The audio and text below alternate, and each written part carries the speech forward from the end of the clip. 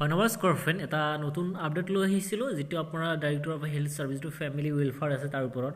তাৰ কিছুদিন আগতে এক্সাম হৈ গৈছিল যোনে এক্সাম দিছে বা পাছো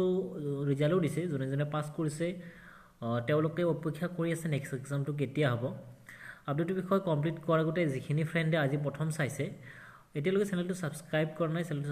ছাবস্ক্ৰাইব কৰিব চেনেলটো ছাবস্ক্ৰাইব কৰিলে মই যিবিলাক আপডেট দিওঁ চাকৰি সম্পৰ্কীয় ভিডিঅ' কি নতুন চাকৰি আহিল কি চাকৰি কেতিয়া এডমিট দিব সকলোবোৰ আপডেট আপোনালোকে পাব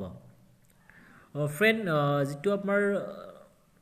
ইয়াৰ পোষ্ট আছিল এনেকুৱা ধৰণৰ আপোনাৰ 189টা আৰু 65টা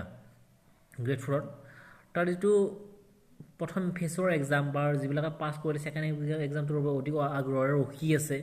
বাট ফ্ৰেণ্ড ছেকেণ্ড এক্সামটো কেতিয়া হ'ব মোৰ তাত তেনেকুৱা কাৰেক্ট ইনফৰমেশ্যন নাই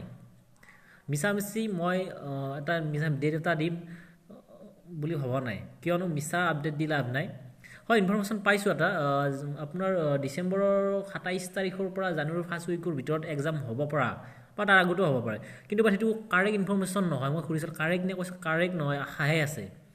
মইতো মিছা ইনফৰমেশ্যন দি লাভ নাই ফ্ৰেণ্ড একো কাৰণ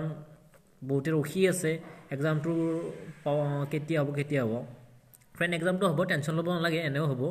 বাট কেতিয়া হয় এইটো মই কাৰেক্ট ইনফৰমেশ্যন পালে দিম মই চেষ্টা কৰি আছোঁ আপডেট দিম পালে ঠিক আছে ফ্ৰেণ্ড এনেকুৱা আপডেট পাবলৈ চেনেল ছাবস্ক্ৰাইব কৰিব